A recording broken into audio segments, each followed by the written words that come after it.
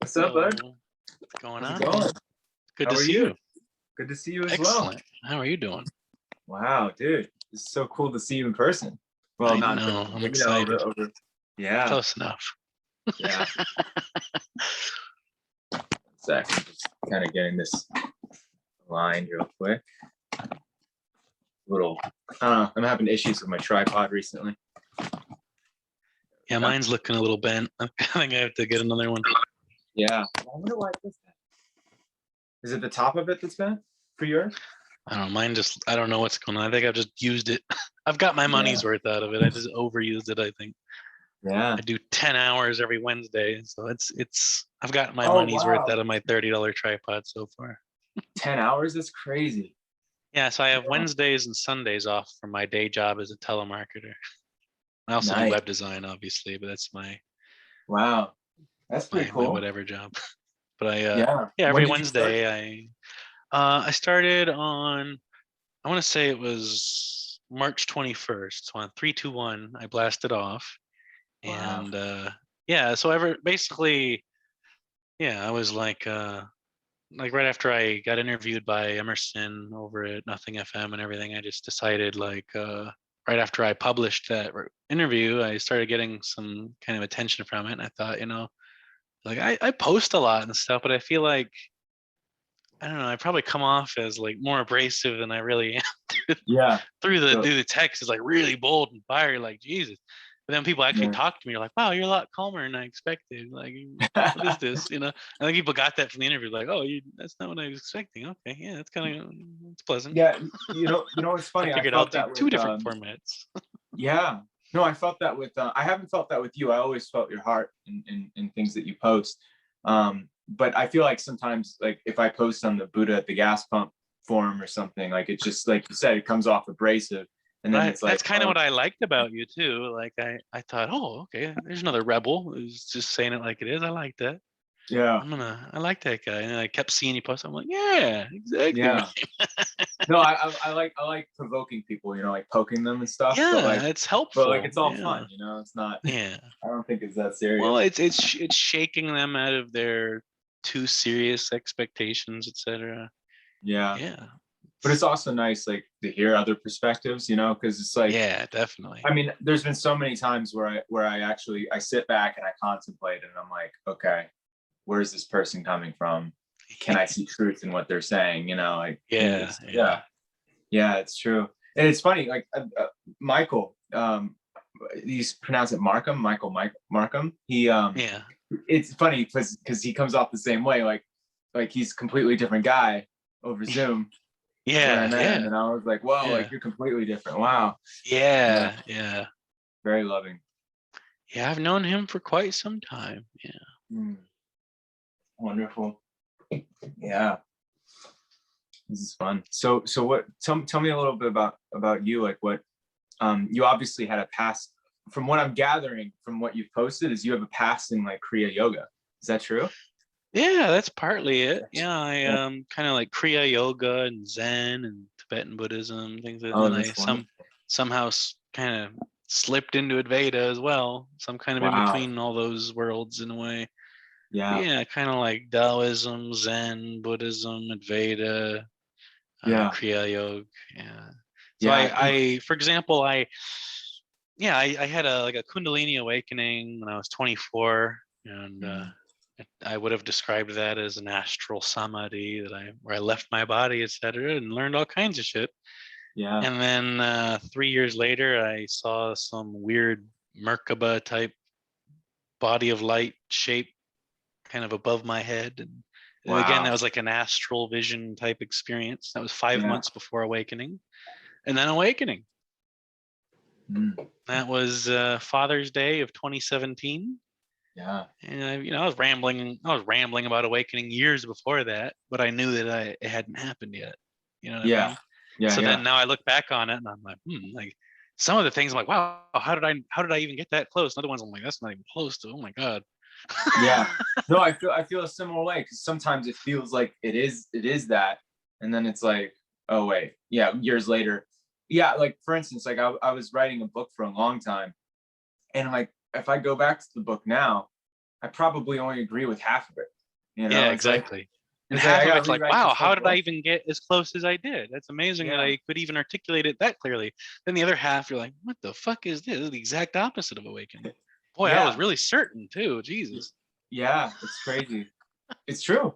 Yeah, and it's well, like I was never under the delusion that I had woke up. I always knew like okay, like I'm on to something, but I know like I'm still suffering, for example. Yeah. And then suddenly I wasn't. I'm like, well, it's pretty clear now. Wow. It's incredible. No, I'm excited to see what continues to happen, because I do think that there, like, things start to open up a little bit more and a little bit more as we go deep. Like, I do believe in a deepening. Me too. Because it's funny. Like, I'll listen to Rick Archer on Buddha at the Gas Pump interviewing people, and he always like throws the same questions at people, and it's just like some people say, no, this is it, and it's like no, like it continues to reveal more and more interesting things. Like for me recently. For me recently, it's been like, because I used to be very absolutist, and kind of like, kind of like Tony Parsons, where it's like it's only looking at the absolute, but the miracle of life is actually in the relative. Like there's a lot in there. That you look at like Jeff Foster, he was like very against the personal in the beginning, and like towards the end of his books, like he's like reintroducing the importance of the personal, and like I totally get that. It's kind of like coming back full circle in a way. I totally get that. I know what you mean. And another way I'd put that is like like you can deepen this state. It's not needed, but you can. Right. Like it's just like extra icing on the cake. It's like, you can put more on, it'll hold more. Like it's okay. Like it's not like, you'll get a little bit more of an understanding, a little bit more drenched in that non-dual state. That's true. You can deepen the emptiness, the embodiment. That's true, but it's not needed. But you can. Absolutely. Yeah, I think that there's two realms. It's kind of like, and I actually quote Jed McKenna on this, because he's the one that kind of changed my whole view of all of this. Is like there's awakening from the dream and awakening in the dream.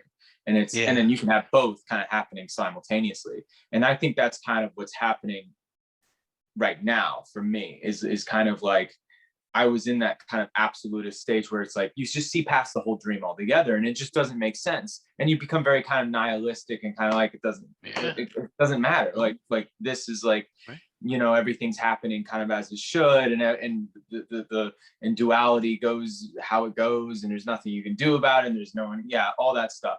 And it's like, but for me, it starts to get like very repetitive. Like I'm like, okay, everything got really dry. Like they say in Zen, Zen can get really dry. And then like, and like people are just like, I just don't feel you. Like I feel like you're not there. And it's like, yes, that's what I've been trying to tell you, because I have a lot of yogi friends. Oh, now there's evidence for it. Oh, now there's proof. I see how this works. Right. They're just like, like you're not. You're still there. And then you're like, why aren't you there? It's like, gee, I can't win. Like I'll be trying to tell like yogi friends and spiritual friends, and just like yes, that's the point. I'm actually not here. Like, and neither are you. And there's nobody here ever. It just pisses people off, man. It's just it can. And then recently I had like kind of like what Shanti talks about, which is like the descent of the Holy Spirit. That's what it feels like. It's like a crashing back into the body, where it's kind of like down. I've heard it described as the downward moving kundalini, or the descent of grace, or the descent of Shakti, or the goddess. Shakti is the best way to put it. And that's I can't tell if I experienced that like during or triggering my awakening, or if it's some future event that I can't tell, because I had a full-blown kundalini awakening from the the base of the spine up to the crown and beyond, and apparently it looked like I left where the hair swirls, like a silver cord wisp thing, and yet here I am telling people, no, there's no mind, there's the mind and the body are not two. Like there's no separate. And yet I'm also the guy saying, oh yeah, I had an astral samadhi 3 years, but I'm like, how do you what? And I'm like, I don't know. Here's what happened. I think that's when in Hindu scriptures, like the whole like the Atman thing like starts to make fucking sense. It's like that's one thing with like I almost like the full circle thing. You start to understand the reason for Zen. you start to understand like a lot of the major religions. You start to understand like, oh, that's what they were getting at. They were getting at awakening in the dream. Like for instance, like I'm finding that surrender. And I used to be like, oh, there's no one to surrender. And like, you know, but I'm like, literally like, fuck that, surrender that too. Like, you know, and do it now. Choose to do it now. It's great. Yeah. It's crazy. It's great. The craziest miracles have happened in my life since I've just like every choice in the next moment is literally like, I give it to God. Now that's like the self, you know, it's like, it's ultimately all one thing, but it's kind of like, everything is it's like I realize it's not just and I'm taking this a little bit from Jan Essman, which is kind of like oh yeah, I know Jan. I know. We had a conversation. I talked with him. No, he's a cool dude. I like him. Existence, intelligent consciousness, and bliss. And it's like we as Westerners, we take this stuff too literally, and then it just like it becomes more a of concept. Kashmiri shavistic perspective. I don't know much about that. Neither do I. But I'm like you. I'm like when people talk about that, I'm like, you know, there is something there. I need to explore. Like I know, like Tom Thompson is coming from that perspective. He would talk to me and be like, you know, I understand you're doing what you're doing, but hey, check out Kashmir Shavis. Only there's something there, you know. You had a Kundalini awakening. You're talking about Shakti-Pat and stuff. You might want to check this out. It's true. Like, okay, cool. But there's like a flow, and there's a like it's like the language of existence, you know, and it's a flow, and it's kind of like nobody's perfect at even if it's ultimately all like there's no doer and like everything's happening as it should, and like there's still the relative kind of like navigating this ship, you know, to go on the water as smoothly as possible, the Tao, you know, to move with the Tao. And it's like that's awakening in the dream, where it's like that's kind of like a never-ending journey. Like you'll just constantly discover more and more things, which makes it really exciting. And the more Tony Parsons / Jed McKenna as well, where it's like it's all nothing appearing as everything, and there's no one to do. That's more of like that's peeking way beyond like the veil and being like, this is how it really is. And it's kind of like it's interesting. Like once you see that, it's like it does blow apart a lot of like the meaning behind everything, and kind of like, you know, in a way it negates your entire life. On a certain level, it negates your entire life up until the moment of awakening. It's true. It destroyed my whole spiritual path. It destroyed everything. Like literally, like I was part of an organization, and I became like a rebel of this organization, but I had one foot in and one foot out, but I was that asshole that kept saying like, why are we learning this? Like, this is like, it's all this, it's all that. Like, I don't understand. Like, you're the substratum of existence anyway. Why aren't you teaching that? Like, you know, and so I'm giving these monks in India a hard time, because I'm like, you're just leading people further into their selves, but there is no self to realize. You're just pandering to the self and you don't even know it. Yeah, exactly. Yeah, exactly. And now it's kind of like a spontaneous spiritual journey, where it's like I found that like if we truly like let ourselves allow ourselves, because I think there is like human beings in the mind and ego, it just has this need to control experience, and if it starts to let go, the body actually starts to do spontaneous yoga. It's crazy. And like I went through a lot of that with the Kundalini awakening, and right before it, well, you know, years and months before it too, but like right during it, I was, you know, the spine. I actually even had spontaneous mudras for the first time. My fingers are going like this, and my mouth was going sa. And then I was like, I wonder if that means anything. So then I looked it up, and I'm like, holy shit, like sa is Sanskrit for breath, and it corresponds to this mudra. I'm like, you gotta be kidding me. Whoa. Isn't that the most, like, dude, I've been having something similar. Like, literally, I used to think Yogananda was full of shit. Like, I used to think he was amazing, and then I threw it all away, and I was like, he's full of shit. Like, he didn't wake up from the dream. Like, he doesn't He's mostly full of shit. He did wake up in the dream, but he's also full of shit. There's two. It's basically what happened was, you know, like, and I had a similar experience where, you know, it seemed like I made it rain, and, you know, things like that, like similar to Yogananda, you know. And if I talk about it, you're like, okay, fuck this guy. Like, he's going, okay, oh, sure you did, you know. No, that's not quite what I mean, but, you know, it happened, you know. But Yeah, but it basically happened in Yogananda's case, and I like to trace it back to Lahiri Mahasaya himself, you know. So Yogananda's guru's guru, that was more pure than even Yogananda's message, because he was kind of watering it down for the masses in America. He was kind of dumbing it down so that hopefully it would click on some level. But really, I did the full Kachari mudra, you know, the tongue over above the soft palate, and that actually, I think, helped lead to the Kundalini awakening, and it seemed to directly trigger the shape of light I saw. Wow. Actually, 5 months before awakening, I felt drawn to go into like a formal meditation, like a zazen pose, full lotus and everything, chin down, all 3 bandhas. But the 4th bandha, the 4th lock, is that tongue seal. You put the tongue above the roof of the mouth. And yeah, when I did that, it literally seemed like it's like a bad Sims joke, you know, the little plumb bob. Oh yeah, I used to play it all the time. It was like that. Yeah, me too. It was like that, but like far more like ornate, you know. It was the most simple version of that shape would be what you'd see in like the Sims or something. But it was like that. It was spinning and it was white light. And yeah, it was really interesting because it seemed like the body just spontaneously felt the urge to go into that posture, and then it immediately that happened. It was like, whoa. And it was the only spiritual experience in my life I've ever had where I had the feeling of like, okay, like I just went like a little too far, a little too quick. Like every other experience in my life, like, okay, like I'm cultivating, I'm doing the things, like, where is it? It's years late. Where is it? I've been ready for years. Where the fuck is it? And this one, it was like, whoa, okay, I went a little too far, a little too fast. That was kind of freaky because it was terrifyingly simple. It feels like you're going to leave your body, right? Like it feels like you're actually going to die. Like the body. It was like best way I can explain it is like the same way that I have a foot, a hand, and a head all at the same time. Yeah. And I was also this geometric abstract shape. It was just so different. And the moment I saw that shape, I went, oh, that's me.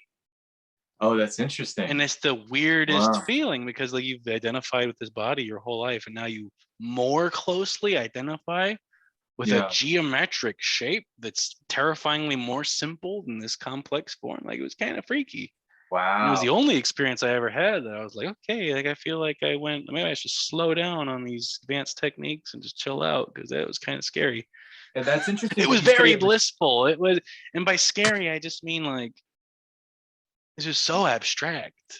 Yeah, absolutely. I'm a shape? What? well, there's a channeler named Daryl Anka who supposedly channels an entity called Bashar. Yeah. And I actually love Bashar. I think he's good. He lives in LA, doesn't he? Yeah. I've seen a couple of his things in person. I used to watch him. Yeah. But I used to channel. That you say back when I was a seeker, I used to channel. Yeah, he says you're a multi-dimensional crystal. And that's funny that you said that. Yeah, I was like, fair enough. Yeah, like I've never heard someone actually say they saw the crystalline kind of. Wow. Yeah, that makes me respect him a little more now. Yeah. I like that. I'm glad you said that. That's good. Yeah, you know, it's funny. Or like, another thing I thought was like the word Vajrayana, or like Vajrayana Buddhism, you know, Tantric Buddhism. Mean? It means diamond vehicle. That's what I saw. So it's like I don't know if that's just a clever play on words that got mistranslated, or if you translated that back, if it would still like translate like diamond vehicle, like like diamond as in this rhombus. It was basically a dodecagonal trapezohedron. It was basically just a Sims plumb bob on crack, basically. Wow. Yeah, or the diamond path. I think like Almas HM. Yeah, I don't know his name. Like, I know what you're talking diamond about. Path, and it's like. You know, that's crazy. Like the deeper we get in it, and it's like awakening from the dream, like the Tony Parsons, the kind of Jed McKenna, or even Adyashanti in a lot of ways. There's very little, like there's nowhere else to go. It's kind of like that was it, you know. Yeah. But like in the dream is so infinite that it's and I know you like I can tell you've had like these moments where like the deeper you go into it, you go back. That's what they meant in Star Wars, or like that's what they meant in like, you know, they're like, oh my god, like there's metaphors everywhere, dude, it's crazy. Embedded throughout, for sure. Or like for me, it was revisiting Yogananda and Sri Yukteswar and stuff, and being like, oh, no, there's some shit here. Like, and what I was gonna say is, so I have two things to say there real quick. So when I say Yogananda watered down his message, it wasn't literally him doing it as well. Like when he went to write his book, and there's a really good guy named Forrest Knudsen on YouTube who talks about some of his more advanced meditative techniques and Kriya Yoga from a kind of secular, non-mystical perspective as well, which can be kind of refreshing if you look at it from that perspective. But he talks of, and like, you know, neuroscience and stuff. But he talked about how he owns every edition of Autobiography of a Yogi. And he said, basically he discovered, kind of like I did, like the real Kriya Yoga, not the watered down stuff. So when you trace that back to its source, back to Lahiri Mahasaya, it's far more potent and far more advanced. That's interesting. Yeah. But he basically, what happened is he was telling his disciples and followers, you know, all the things that had happened, and they kind of helped him write the book. And every edition that came up, they kept hyping it up and making it more and more grandiose to promote him, that it got carried away. And that's why when you read Autobiography, you're like, this is a slightly unbelievable, it's a little grandiose. Yeah, because they literally hyped it up, made it more grandiose than it really was. Oh man. So that kind of makes sense. And it's not like he even did it. It was really his followers trying to, like, you know, prop him up to make him more palatable and sellable for these Americans. If we really hype him up, then they'll actually fucking listen to us, type of deal. But the second thing I wanted to say is that I kind of agree with Sri Teswar with regard to the holy science and the grand cycle of things every 24,000 or 26,000 years. I really do kind of adhere to that. I feel you. You can see it. I mean, it's kind of like for instance, like the other day, I had one of these like epiphanies around, and I'm just having epiphanies. Like there was this, like when I was in that non-dual kind of Tony Parsons state, because I say Tony Parsons because he's the best person probably to describe it. He's the big dog. Like he just describes it so well. Like the realizations and epiphanies about the relative stopped during that time, and then it comes back, and I'm like, but I realized something the other day, which was like literally this is a TV show, or like this is a story about the evolution of a species called sapien, and it's kind of like, and I saw Darwin as like we got this all in a materialistic kind of, it's just the evolution of apes into human, and no, it's literally the evolution of consciousness, and like who knows where this is going to go. And it's like that kind of coincides with the and we could have, even before that, there could have been another advanced civilization that you know lost their consciousness and then became like ape-like or something, and then it's growing again. I think it's more like if you look at the human form, it seems to be more evolved than the time frame we claim to have been evolved. In other words, if you ask an anthropologist or an evolutionary biologist, they'll say, well, you know, human beings have been roughly the same shape for about 200,000 years. But if you really looked at it, it seems like we've evolved in more time than that. And there's only two ways to explain this, and it might be both. The first one is that grand cycle. The world basically gets technologically advanced. It unifies as a one world government with high technology. There's airports and shit, and flying carpets is the same thing as airplanes, you know. And then some global catastrophe falls, wipes us back to the Stone Age level. The other thing is, back when I was a seeker, I decided to look at the UFO phenomenon and the alien phenomenon from a totally non-intuitive, totally non-conspiracy, just try to use pure logic and get to the bottom of it. I think I did. And the answer is that these so-called, I know, right? The answer is that these so-called gray aliens are actually humans from the future. And so the whole ancient alien phenomenon, because people say, well, if time travel was around, we'd have evidence of it since before recorded history. Yeah, we do. It's called the ancient alien phenomenon. They're just not aliens. They're humans from the future. Yeah, there's no time. So you can be anywhere. The moment you discover time travel, you can go back to the very beginning, and there's always going to be evidence of having been there. So what we call a UFO is actually a time machine from evolved humans using it, and they're coming back to study themselves and to further their own evolution. And now it all makes sense. Well, why the fuck would aliens, you know, be flying down the highway and slam on their brakes and check out the earthworm that we are? Because that's what they evolved from. We are the cavemen, and they are the anthropologists. And I think that's what's going on. I think that's what's going on. Crap. So you have this global cycle thing. You also have this time travel thing, and it basically, between those two theories, it automatically explains like out of place artifacts, ancient aliens, like pretty much everything. And it's kind of weird that it explains, because at first you're like, yeah, time travel, like, well, you're really going off the deep end. Like, thought aliens is crazy. You're talking about time travel. Then you really start thinking about it, and a week from now, you're gonna message me and go, "Holy shit, man! I've been thinking about this, and like, really does make sense." Yeah, it really does answer all the. Like, it really does simplify something very complex into one neat package. Holy shit! No, honestly, like I've never heard it said like you just said, and it rings really true. And I'm like I'm gonna stop saying holy shit and say holy science. Wow, like holy crap, like this is like this. Wow, like I love. I've always been fascinated with ETs and stuff ever since I was a kid. Like I never stopped talking about it, but I noticed with other people as they grow up, they just stop talking about this shit, and it's like that is like the death of wonder, the death of childlike innocence, the death of like anything great that can happen in discoveries. Is like it's just like it somehow didn't get beat out of you and I, Well, yeah, and it's funny too, because not only does that neat little package fit, it also kind of fits into non-duality, because you have all these non-duality people like, no, there's no aliens, and even if they are, you can't call them aliens because it's all you. It's like, no, literally, they're human. Yeah. We're still alone. It's true. I'm not saying there aren't aliens. I'm just saying the ones that would 95% of all real alien activity is probably just future humans studying themselves. Yeah. No, I have a friend. Why wouldn't it be? Yeah. I have a friend that literally is just like, what would that do to Christianity? If like we discovered aliens exist. And I was like, I don't think it would do anything to Christianity, because it's a different domain. Yeah, it can be like God created them too, like an infinite.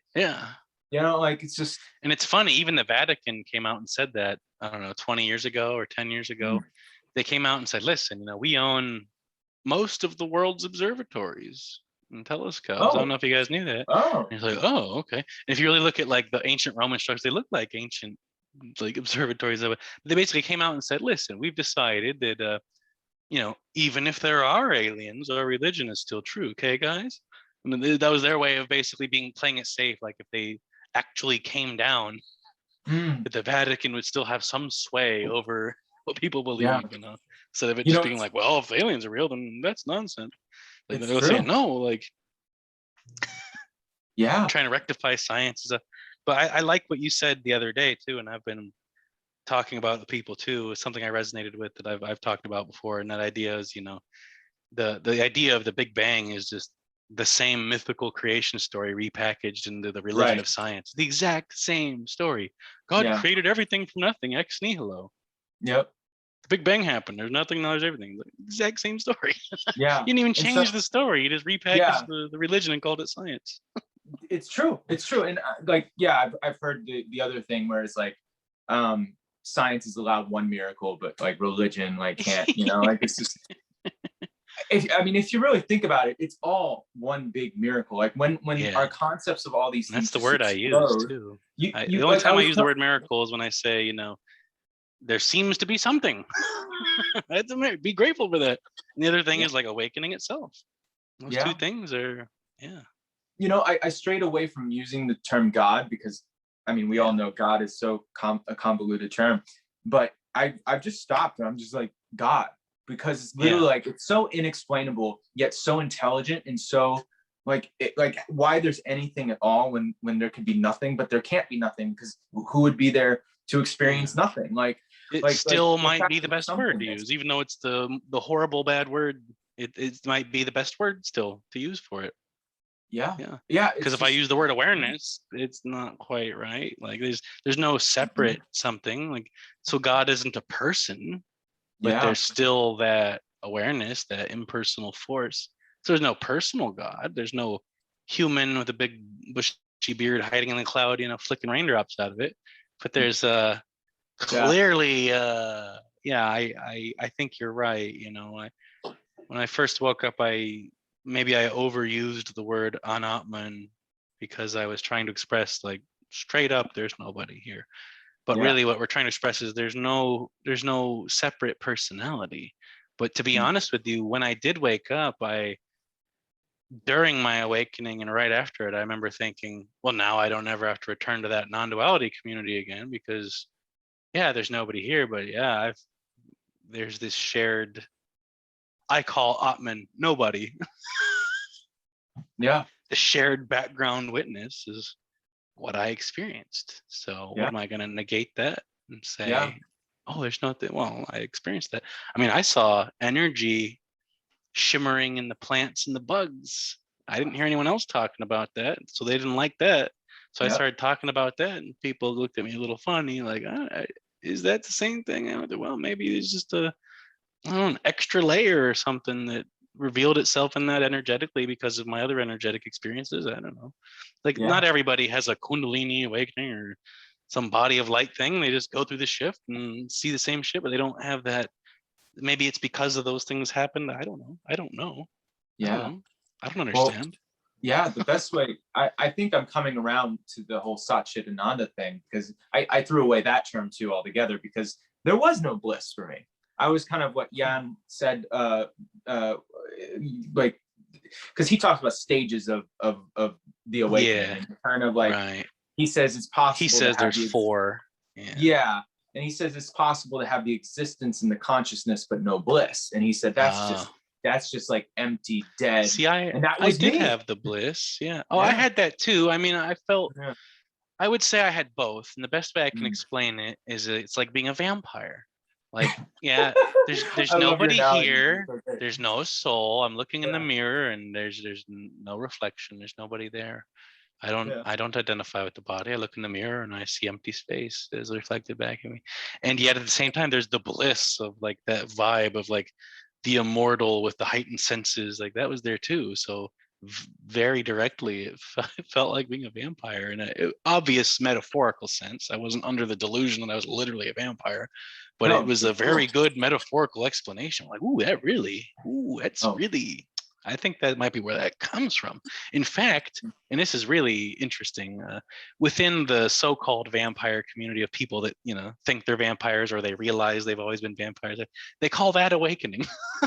No, I know. It's interesting. I thought, oh, wow, this is weird. Yeah, it's true. Like, I like that stuff. I'm not looking down on that. I think it's interesting, but I just thought that metaphor was like, wow, like, wow, that's really. I think what it is it's an interesting lens to look through, and you can look through multiple different lenses and see exactly what everyone else sees. And like, if I really went there and I tried to see what they see, I could see it. And that's really the eye of God. The eye of God creates a reality, and it's basically made up of what God, being the perceiver, wants to look for. And whatever it looks for, the whole reality starts to get painted with. So that's why the whole like, if you change your beliefs, you change your reality. That's actually a real thing within the brain. Yeah. It's that's all what relative. Like chaos magic is like, if you can convince yourself of a certain worldview, you're suddenly afforded certain luxuries because of that worldview. It's like, it is a limit. It is a tunnel vision, but it's, or as Tom Thompson calls them, reality tunnels. I discovered him recently. He's so great. Oh, yeah. He's great. Yeah. Yeah. I get really blessed out about this stuff. It's great. Me too. This is good. I like this. This is good. Yeah. No, I feel like you and I, like, we're so like, I feel like, where do you live, by the way? I have no idea where you live. I live in Iowa, but I to be honest with you, I have indeed seriously considered moving to California. Oh, really? I'll just throw that out there. I don't like Oregon, California, that whole area. Yeah. No, it's cool. I think I've traveled through Iowa on my way over to like, on a trip to New York. But yeah, no, I'm from Ohio originally, so we're both both Midwest. I've traveled a lot. I like, I've lived in a lot of different states. I've lived in Iowa, Pennsylvania, Alabama, Florida, Kansas. I was up in Canada for a couple months. I've kind of moved around quite a bit, but I do feel some weird intuitive urge to travel out into the Oregon, California area.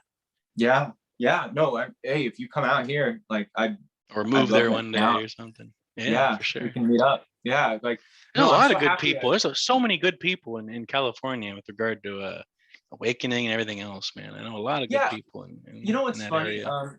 it's funny. I have a different opinion on that. But there's definitely a more like you're gonna get the coasts in general. Like just must be something to do with the ocean. I don't know. I mean, even Yogananda like came to California as opposed to like Boston or something, you know. Yeah, right. But like there is something to be said. Like I don't know. This might have to do with like the whole energetic grid thing, which I never understood, but it might be a real thing that like certain places on Earth probably like start to activate certain things like within the relative mind, you know. Yeah, it's true. But no, I think so. Come out. Like I'd love to hang out like that. That would be for fantastic. Sure. Yeah, let me ask you this, because like for my path, I've pretty much been a loner or with one other person who was like my partner. What for you? Hold on, there's a helicopter going on. For you, like, were you a loner, or did you like have a whole community like throughout your whole process?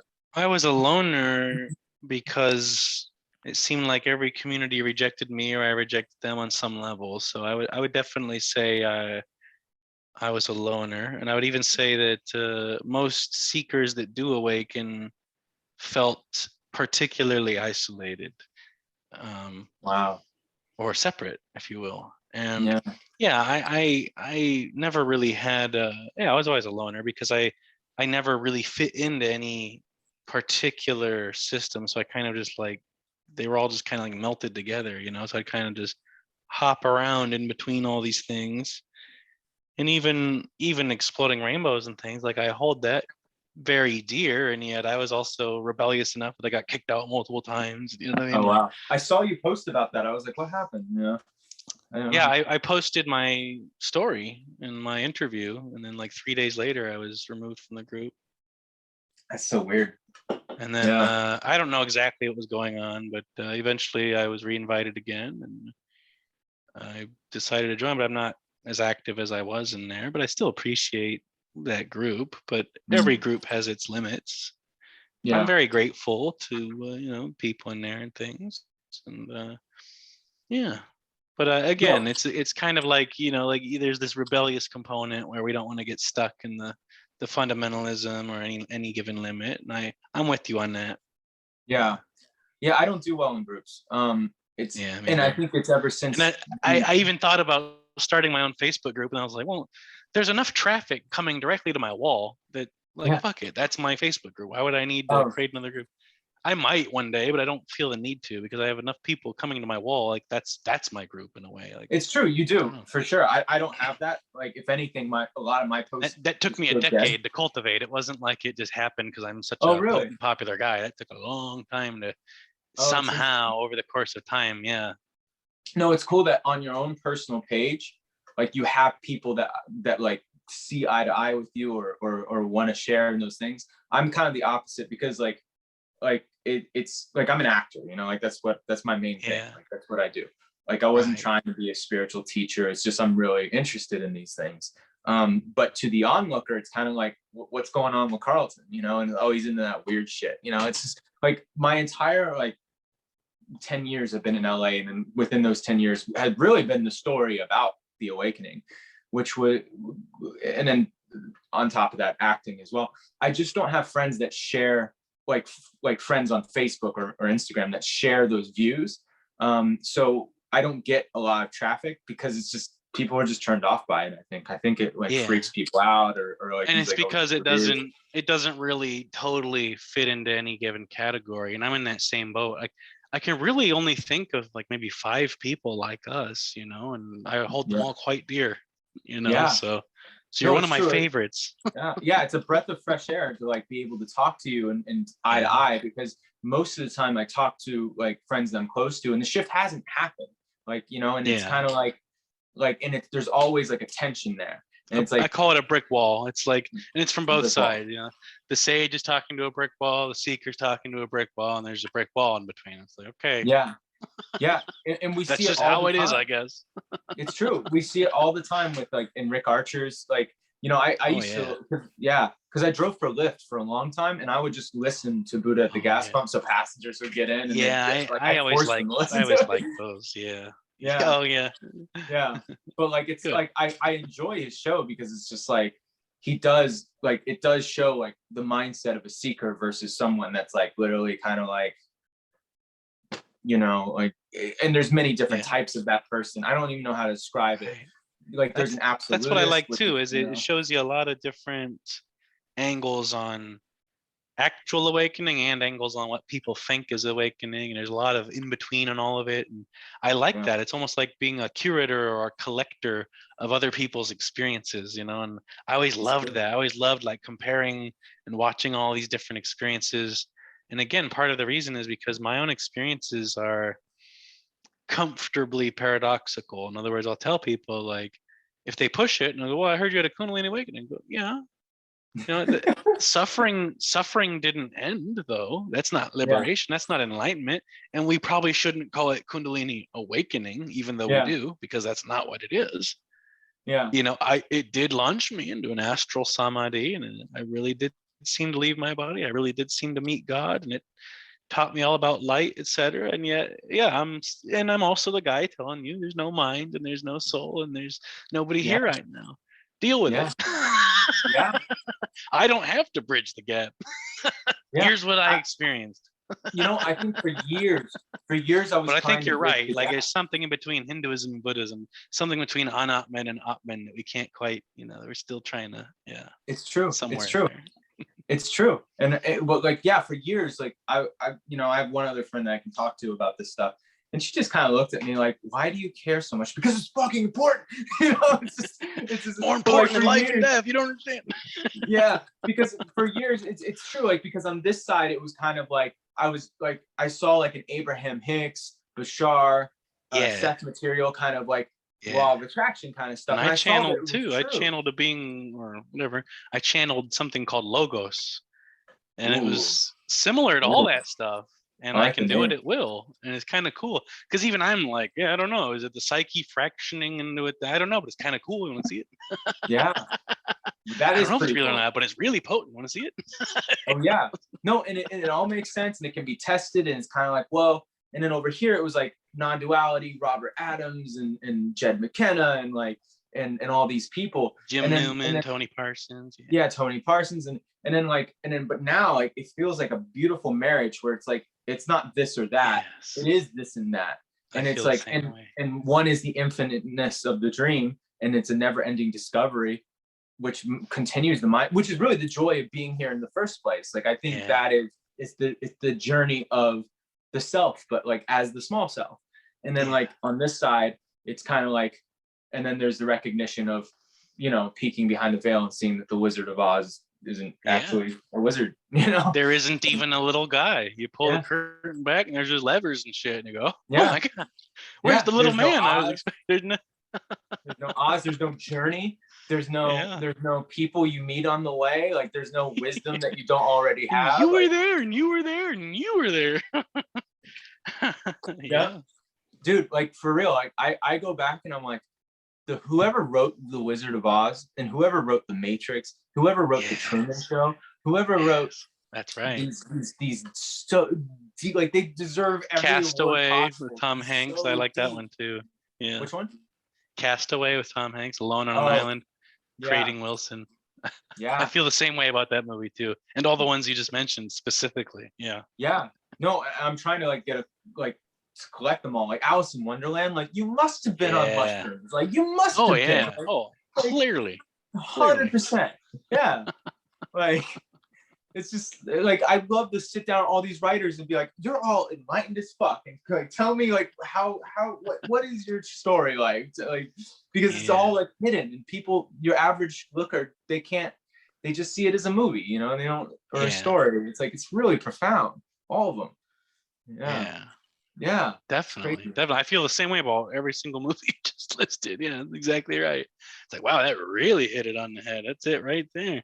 And I think, most people agree that like The Wizard of Oz is like the closest artistic movie expression of awakening. Like since then, that's the most potent one it has been. But I like, Matrix, Truman Show. I totally agree. It's the same. Yeah. And it's also funny because Jim Carrey's now awake, and he was in Truman Show. Yeah. Oh man. Yeah. No, it's funny. Like I have a friend that's literally like no, he's been taken over by false light. And I'm like, I can see it from that perspective if I really look at it. But I it's get like, what they're saying with the Scientology and the girlfriend suicidal and stuff. But really, I mean, I've seen, I saw a couple things where when he had just woke up, I was like, oh yeah, that's definitely what happened there. There's nobody there. He was and he was more like narcissistic and stuff, like, but in a good way. You know what I mean? I don't know how to explain that. It was new to him. It was like, whoa. It was funny because he was walking down like the red carpet or something when this lady was like kind of like eyeing him up, and like, she's like a reporter / paparazzi type. She puts the microphone in his face, and he just starts walking around her in circles, eyeing her up and down like he's being super judgmental, just to mess with her head, and she's like kind of like taken back by it. And she goes, "Oh, so okay." And he's like in a nice, like kind of stylish suit. And she's like, "So tell me about this choice you made, this suit you're wearing." And he just like scoffed at her, and he's like, "Nope, it dressed itself this morning." And he's just like circling her. And I'm like, "Oh shit." Yeah. Jim Carrey's awake now. Look at this. It's real. It's true. It's true. I wanted to find the most meaningless thing it I can go dressed to. itself today. Yeah. He's like, there's no you one just here. shut her right down. Nope. Yeah. So how did you choose this outfit? Nope. I'm like, oh, Jim Carrey's awake now. Sweet. I'd love to have that kind of I don't give a fuckness to like, because I mean, he's Jim Carrey. He can do whatever he wants. He can go to the red carpet and be like, "This isn't real," and talk to a reporter and talk about how not real it is. And people who are watching, and they're like, "Oh wow, performance art. This is a new thing. That was cute. The performance art you did." Like, no, he got away with it. Yeah, exactly. Dude, I love it. Yeah, Jim Carrey's great. I love Jim Carrey. Yeah, he's amazing. And like, and it's like through because he was really depressed, and it's true. Like, he suffered. That's why he got into comedy. He was trying to like cheer up his mom and everything when he was going through shit as a youth, and he went through some really horrible shit. And that's, I mean, it makes sense. Yeah. Well, suffering and the shift that we're talking about, they go hand in hand for a lot of people. Now, some people are literally like, they just lost themselves, like at the baseball field. It's like, what? But like for the most part, I don't know that I've ever met a sage, an awakened human that hadn't suffered tremendously. Yeah. Or at least more than average. Yeah. I don't think I have in person either. I took that example of Adyashanti mentioning someone who was just like at the park and like literally like she's like the self just bottomed out and I didn't exist anymore. And I'm like, where did it go? So I don't know that person. I don't know like what happened there. But like basically, suffering is I think that's what they mean by like Indians had a way of saying if it's your karma, like if it's like, if you're ready for this or if it's your lifetime, and it's kind of like primed for it. And it's like you can't control it, because I know tons of people that aren't even remotely interested in any of this, and they're just like no problems, like they're just in their character and they're living their life. Exactly.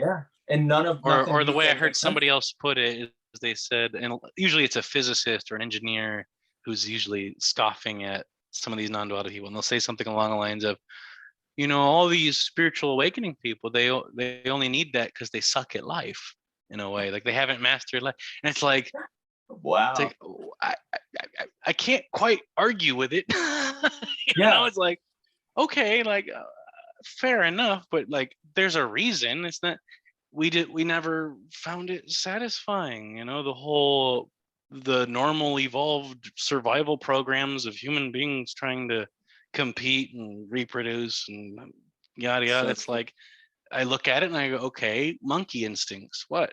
I'm like, okay, it's great and all, and then upon awakening, I can fully enjoy being human without being a person, and yet we can also enjoy seeming to be a person too and be a self, and it comes full circle. I've often thought sometimes, I'm like, how can I be sure this isn't a psychiatric, like a psychological? Well, I have a degree in that, so Yeah, I have a degree in, and the best way to explain this is like, like some people say, well, that's just depersonalization disorder. I say, listen, a disorder is something you suffer from. First of all, it's something someone suffers from. And they're like, yeah, and I'm like, okay, well, there's nobody here and there's no suffering. First of all, and they're like, oh, okay. And I say, second of all, there's some spooky things that people who suffer from depersonalization disorder say. They tend to say things like, I'm just too aware of some greater aspect of reality. It's like, what? You know, it's like there's a fine line. The best way I can put it is depersonalization disorder is enlightenment's evil twin. And it's something someone suffers from. Even though they seem to not be someone, they're suffering tremendously. Awakening is the end of suffering. So it's very different. So they might look similar if you talked about it, but the sage would be smiling. Yeah. It's interesting. I had my I call him my guru because at the time, like, he was my guru. I chose him, I found him and his organization. And then eventually, like, I woke up from that. But like, I'll just call him my guru. My guru was like, he had an interesting thing. His name was Sri Bhagwan with Oneness University. And he's got a lot of great videos and he's very insightful. But he used to say, like, it's not that suffering goes away, it's that the suffering becomes impersonal. And that's I was true. Like, Michael Markham would say the same thing. Yeah, that's true. Yeah, it's true. Yeah, and it's like, because for me, it's like, yeah, like existence is like, yeah, it's full of like, I mean, it's full of suffering. It's like the Buddha was absolutely right. Like, it's so full of suffering, and you're part of that wheel. And it's like impermanence is a blessing and a curse, you know. And it's sad. But the difference is I think how seriously and how deep it penetrates you prior it can't bite you anymore. Yeah, the way I put it is, it's like the edge is permanently taken off, and all the things that used to bite you, they only just barely nibble you now. It's like, yeah, they're still there. Oh, it's cute. Oh, but it doesn't like hurt me. It doesn't really bite me. And everything used to fucking bite me. Everything used to fucking hurt so bad. Get me, and now nothing can get me. You could burn me on, fucking nail me to a cross and set it on fire, and I'll scream and flail around and beg you to take me down, but I won't be suffering. It's true. Yeah. So you have such a beautiful way of you have a beautiful way of explaining. Like, you have a gift like that.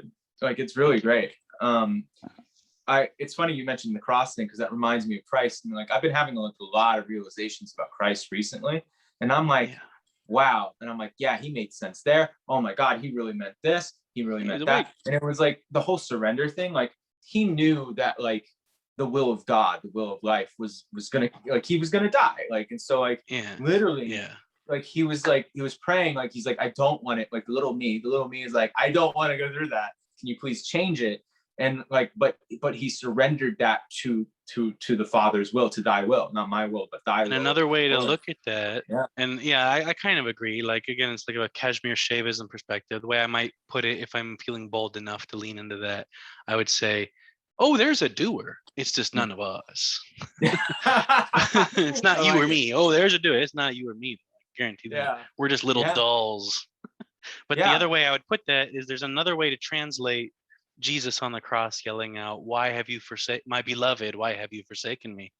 That's what he really said. And and the other way of looking at it was, he wasn't talking to God, but to humanity, and to the 99% of unawakened humanity. And he's basically saying, look what you do to a living sage. Look what you do. Wow. You finally have a living sage. Look what you do to him. Look what you did to him. Yeah. Well, they're saying, look, he's talking to the legion of selves, and he's saying, here's this living sage finally in your presence. Look what you did to him. Nailed him to a cross like a fucking criminal. Yeah, and I remember him saying, like, forgive them, Father. They know not what they do. So that makes sense. Yeah. Your interpretation makes sense too. Like, on top of that, which is like, he's not talking to God with both statements. He is on the second one, but but it's kind of like, but he's also saying it so they can hear it, right? He's basically saying, you guys don't know what you're doing. You don't even have free will. How could I blame you? I don't even have to forgive you. How could I ever blame you? There's no such thing as sin. And that's the thing. The Bible has been mistranslated to say, oh, there's sin and redemption. He never said that. If you read the Gnostic Gospels, he's talking straight up like we are about illusion and enlightenment. Oh, I've never read the Gnostic Gospels. Like, he's talking straight up about Kundalini. Really? I'll have to look this up. I don't know anything about I know about Gnosticism, but I don't know about the Gnostic Gospels at all. Yeah, I've gone into Gnosticism, Luciferianism, everything you can imagine. Not Satanism, Luciferianism. Basically, Lucifer and Jesus are the same thing. Oh, interesting. Wow, that's the bearer of light. Yeah. I mean, there's same like thing. He was such an anomaly. Like first of all, we don't know if he existed. We don't know. I mean, Terrence McKenna is like, hey, he was probably a mushroom. Yeah, he was the Amanita cult. Yeah. Yeah. Maybe. So it's like, but the impact that he made, and same with Muhammad or any of the religious leaders, like same with Buddha. But the impact that Christ made was so different. And he was saying like he and Buddha were saying similar things, except Christ went more into the relative aspect, more about the dream. Whereas Buddha kind of kept in the transcendent area. Like Christ was literally like that's why he made such an impact, because he was literally like, the West had not been exposed to that kind of exactly. See, you're getting it. Yeah, I was just gonna say that. I was gonna say he went when he was about 12. He went to India and Nepal and Tibet, and then he's about 30. He came back bringing Buddhism and compassion and enlightenment. And the West, you're right. The West was still in like slavery mode. Like compassion wasn't even like a focus in Europe at that time. It wasn't even on their radar. Like compassion, what the fuck is that all about? It wasn't even like a thought, you know what I mean? And then he basically brought something very close to Buddhism to the West. Yeah, it's true. I like that theory that he could have gone to the East. Another theory is he could have spontaneously become self-realized, and that's why his whole Son of God thing was so not kosher to Jewish people at the time. Like, Son of God, like he could have been that crackpot hippie that's like, I am the Son of God, bro. And like, like, and then the Last Supper was like spreading like mushrooms, and everyone's like, oh shit. That could be. But yeah, I mean, like it is possible that he could have not attained it, but realized it. And that's why his translation just sucked. If we want to take it, but then again, I do think he did travel. There was that 13-year gap. Like, where did he go? Like, well, I've actually argued with like Jesuit theologians about this, and their arguments are very weak. And I would say things, and I would catch them in their bullshit, and they'd go, "Oh no, he has a point." And I would say things like, "Well," I believe Jesus, traveled to India between 12 and 30, and then came back preaching Buddhism." And they're like, "No, it wouldn't be possible." Blah blah blah blah blah. And then the next breath, they forget that we had that conversation. I distract them, and then I circle back around and I say, so right after Jesus died, a couple of his 12 disciples took the spice caravan directly to India, like a superhighway, and started preaching in India, right? They go, oh yeah, absolutely. So-and-so did, and so-and-so, yeah, it's a piece of cake. You hop right on the spice caravan. Says, yeah, that's what Jesus did. That's how he got. And they went, oh, I got them. Oh, wow. Oh, I actually. So his disciples. So 10 years later, his disciples can hop on the. Oh, okay. So 30 years, huge difference. Huh? Like, a lot changed 2,000 years ago in 30 years. I don't think so. Yeah. Wow. So so theologians readily, and you'll notice that about theologians, they'll be professors of logic and theology. They'll reverse engineer logic to fit the theological narrative, even though it's weakly bound, and they'll just bullshit you about nonsense. I don't have any experience talking to a theologian. I have a lot of experience talking to born again Christians, and it's just like, talk about the brick wall. Like it's not, and I always engage with them because I'm from the Midwest. There's a lot of those, and I came from Catholicism, which is a little different, but like growing up, and like it's like I understand what they're getting at, but it's just like I'm kind of like, you're taking the Bible too literally. It's like, it's a symbolic thing. Like back then, like, and still even in India, Indian gurus and just in general in India, they tell the way they communicate is through stories, stories and metaphors. And like, I've sat for hours with monks just saying really like amazing stuff, but through metaphor.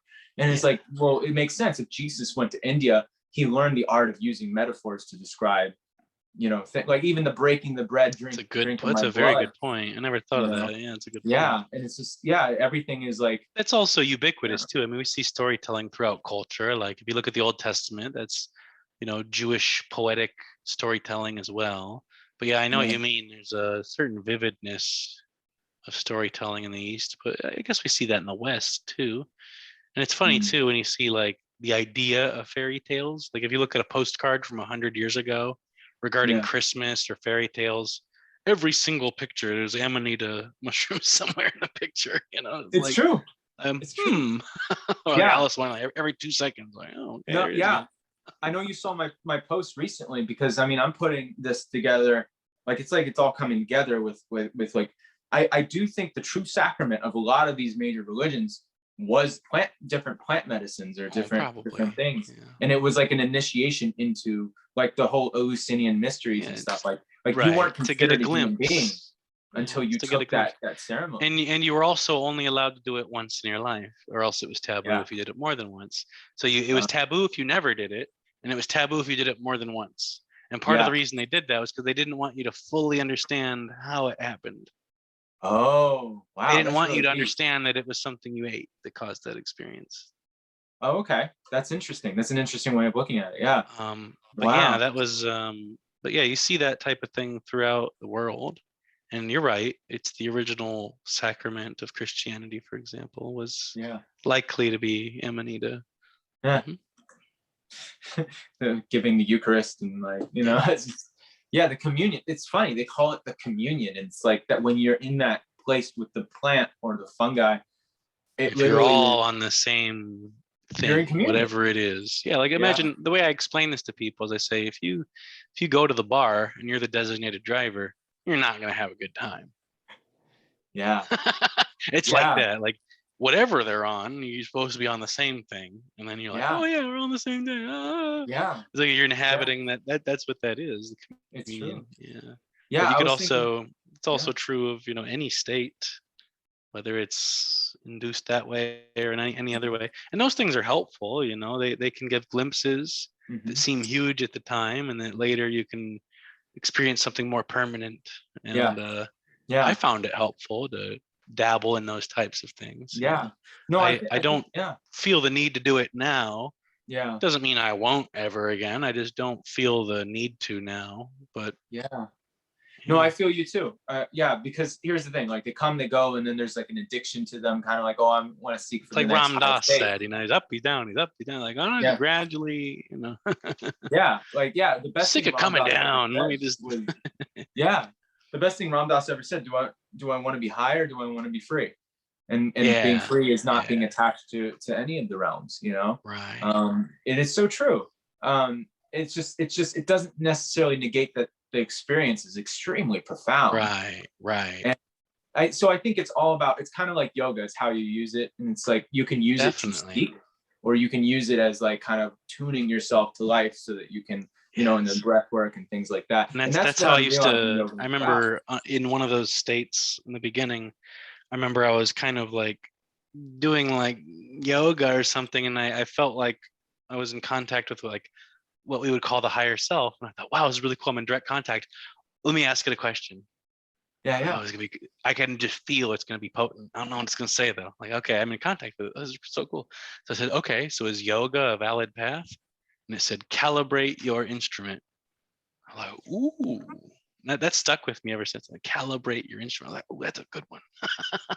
Dude, that literally within the last month, that's what I've been realizing too. It's like that.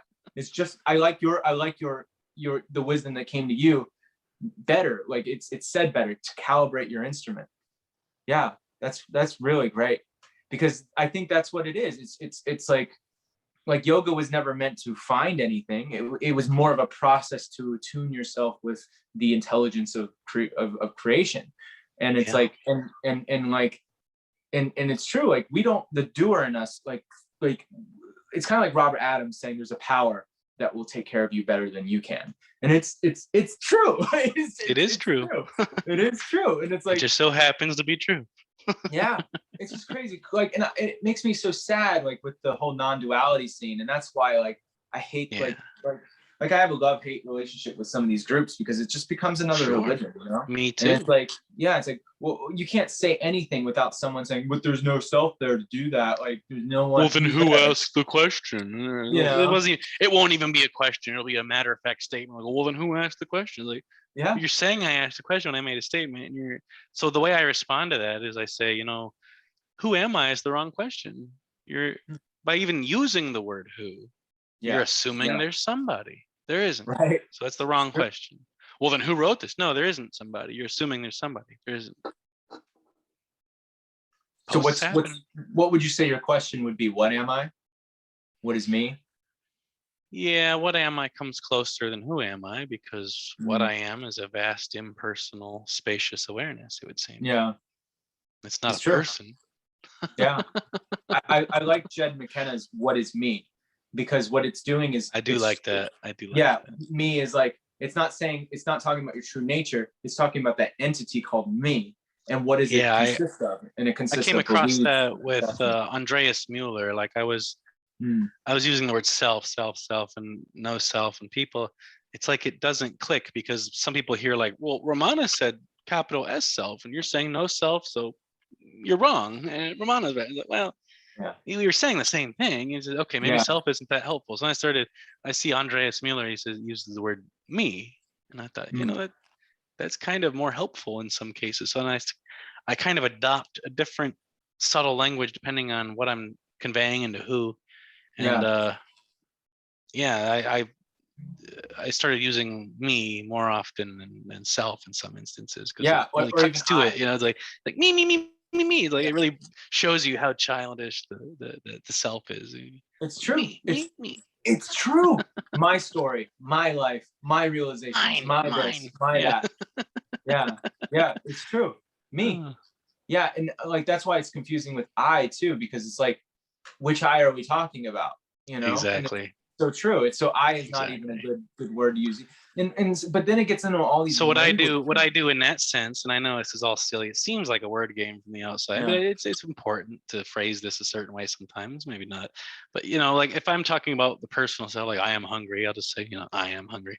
But if I'm referring to I'll put it in quotes, the I. Well, now I don't know if people get that or not, but unto myself. Yeah. Well, if there's that much confusion around just this, imagine the confusion around Jesus or Buddha or any of them, Muhammad. Like, and look how much we can clarify. We're all still alive, and they can't get it. There's hundreds of us. Yeah. Pointing the way all at once, and people are going, no. Just imagine one guy without technology, without 100 people going, yep. Wow. I'm surprised any of these messages, well, they didn't, but I was gonna say I'm surprised they even made it to this moment. They didn't, though. They got turned on their head and exploited and hijacked by me.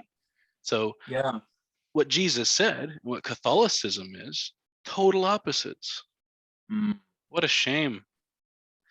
Like look what Muhammad's message turned into. Good Lord.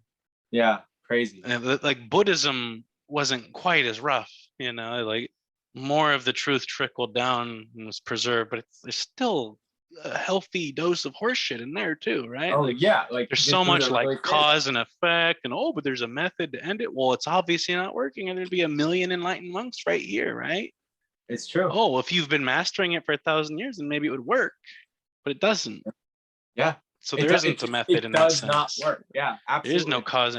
Or the most common argument I get from Buddhists is they'll say, no self isn't the key to enlightenment. It's slowly, gradually getting rid of your attachments. And I say, no, that's not even possible. Like you don't. It's not.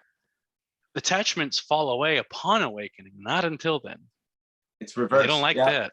It's true, but they don't like to hear it. Yeah. I like what Adyashanti said. He said, without right view, none of the other right principles make sense. Exactly. That's a good point. And I identify a lot with Adyashanti. I would say more than any other like famous speaker on this, my awakening felt a lot like Adyashanti's. The only difference was he was meditating and I wasn't. And I think that's a detriment in his case, because at least initially he was probably given the wrong idea. Like, meditation might actually lead to this in some way. No, you just happened to be meditating when this struck you. Just by chance. That's actually bad luck, because now you think meditation has something to do with this. But what I like about him, and his awakening felt exactly like mine in almost every way. But beyond that is what I also identify with is I was doing Zen for years and didn't work. And he did the same thing. Zen, didn't work. And then he kind of switched into Advaita. And because of all that background in Buddhism and then being introduced to Advaita, something was able to more fully click into place. And I feel the same way. I was like totally Buddhistic, and then I switched into being like between Advaita and Buddhism, and then suddenly like, this is immensely helpful to have both. When you say he switched into Advaita, I don't actually know this unless you mean when he started asking the questions like, who hears this or something. Would you say that was his switch, asking those kind of questions? Like, he's not a Zen master. Yeah. He's providing satsang. Yeah, it's true. Me too. Yeah. Yeah. So it's like toward the end of the journey, I started kind of dipping into Advaita more. Like I've been doing Buddhism since I was 12 years old. Wow. And it wasn't until my about maybe it wasn't until my mid-20s that I was even introduced to non-duality in the Advaita perspective, or like groups like Exploding Rainbows or anything like that. Like I didn't even. But yeah, even then, I did feel alone even then, even though I've always felt like you're saying, kind of like a rebel or just you don't really, you're rogue is the best word. I like that word. Yeah. Rogue. Yeah. Well, that's the only way. Like, it's literally like you walk this path alone. It's like Morpheus said in the Matrix. He's like, I can only show you the door. You gotta open. Exactly. You gotta open it. And you can walk through it alone. That's like when Emerson asked me, he's like, "Oh, so did you have any teachers?" And it's like, I can't claim that I did. I don't mean to I don't mean that in an ungrateful way. Like, oh, I'm not going to give credit to anyone that ever mentored me or helped me in any way. No, all on my own. It's not that either. But I also never thought like, oh, I finally found my guru. I've never had that ever. Yeah. I've had people come very, very close to fitting into that for me, but I could never really feel that way fully. Yeah, it's true. I think like it is a paradox, because on one, like, I think you and I both like no teacher technically, because like who teaches this, like who can truly teach you what you already are. But like I think ultimately, like, because now all of a sudden like everything is my teacher. Like, like this, for instance, you're my teacher right now. Like I listen to you and you say things that I'm like, oh wow, like that, I take that in a different way. New vistas. Amazing. Yeah. Like I believe like that. Yeah. Like Ram Dass was a huge influence on me early on. Like he was one of the first teachers that I ever listened to. And like one thing that stuck with me was God, guru, and self are one and the same. And so when you learn when you know how to listen, everyone's the guru. You know how I first came across Be Here Now? I was in a Borders, and I was in the metaphysical section. I was kind of like eyeing up the Hinduism, Buddhism section, and the metaphysical chunk there. The one I'm just looking at it, and you could tell I'm taking it seriously. And this kind of like, and I was probably pretty young, but there's this like kind of like 30-something-year-old like alt rocker type guy. His hair's dyed black. He's got kind of like industrial black clothes on and stuff. And he walks over and he kind of takes one look at me. He sees what I'm doing, and he just kind of like marches over to the thing. He pulls out Be Here, and I go, "Here, man, this book changed my life." And he just walks away. And I'm just like, well, now I have to buy it. Like, wow. I can't just not buy the book now. And I start flipping through it. I'm like, oh, wow. And the only way I can describe that book is that it's the least bookish book I've ever encountered. It's the least book-like book, right? Yeah. And yet it's funny too, because from the pure fundamentalist non-duality thing, it's like Be Here Now is kind of a joke. It's like the way I would explain it now is like, no, all three of those words are wrong. You're not a being. There's no here or there. There's no such thing as now, because there's no time. So no, you're not here now being.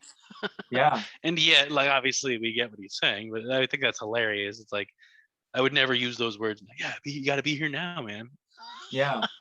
True. And yet then I after my awakening, even as I'm calling myself nobody and things like that, I didn't even know that Ram Dass had written a book called Becoming Nobody until after I had already experienced being nobody. And then I see that he wrote that. I'm like, yeah, of course he did. Like, okay, yeah, sure. Did he change his, well, he must have changed his view from Be Here Now to that book. I think he eventually did actually wake up. Yeah.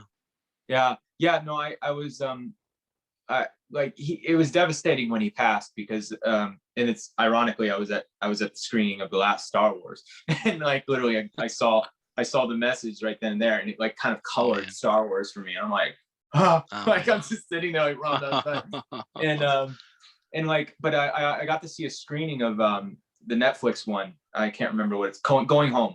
and I got to meet the director. I and think I saw that. Oh wow. Okay, cool.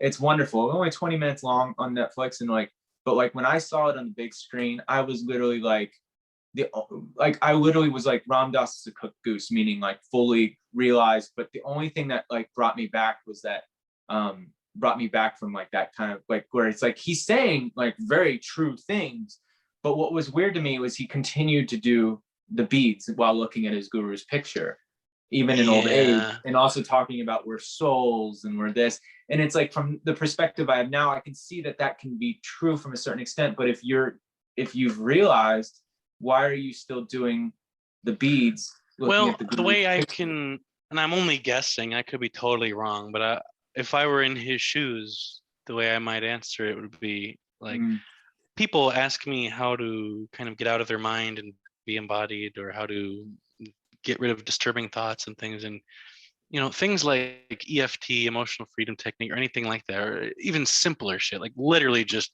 doesn't even matter where, like, you know what I mean? Like just becoming aware of the fact that you even have arms and legs, immediately you're sucked out of your mind and into your body. Yeah. And so it could have just been literally that's how to anchor embodiment. He might not even be chanting anything.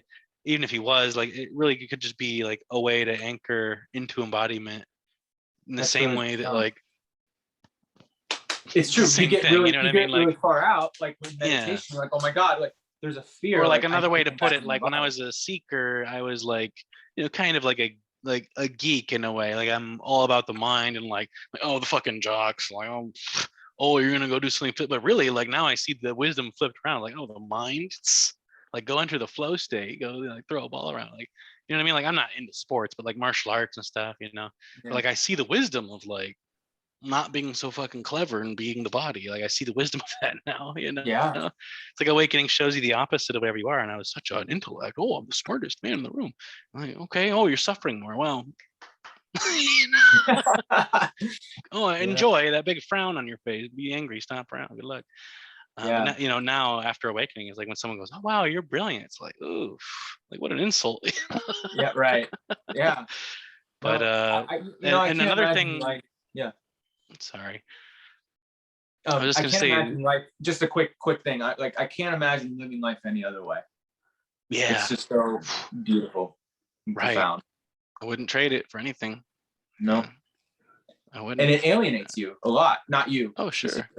Just in general. It alienates you. But fuck it, you know? Yeah, good. Cast away. Yeah, exactly. Yeah. I've always been alienated. It's fine. I'm very comfortable in that roguishness. Yeah. But the other thing I was going to say that some people forget maybe, so with regard to Ram Dass and his guru, on a certain level, you know, he was a gay man.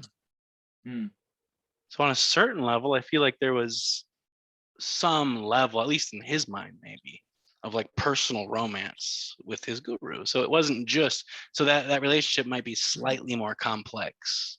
Interesting. Than at first glance. And I think most of us forget that because he doesn't come off as particularly flamboyant or whatever. But yeah, he was, as far as I can tell, he was a gay man.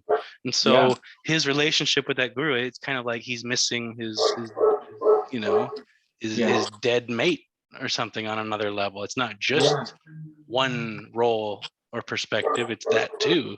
Yeah. So it's the personal, like, man, I miss the beloved. It's dead now. Yeah, I think it's a beautiful metaphor for life too. Like for instance, his guru passed, but he knows that no one passed, you know? Yeah. So it's kind of like, he still misses the personal relativism. You cherish that incarnation of the divine that we can't understand in the temporary form of Maharaji. And so like when he meditates upon the picture, it's like kind of two different realms going on at the same time. There's the transcendent of like, you know, exactly the illusion, which is magical. And also I got to experience this profound being. And I'm sad they're dead now. Yeah. Yeah. Yeah. There's no, I don't see a contradiction there at all. You know, death is sad. Yeah. Wow. Yeah. And it's just, man. Yeah. And it's just such a shame. Like I see kind of like where the organization of his, I don't mean to make it about Ram Dass, but like it is sad with all human beings. Like, I don't think human beings are ever going to get it right when it comes to like a profound teaching by a profound teacher.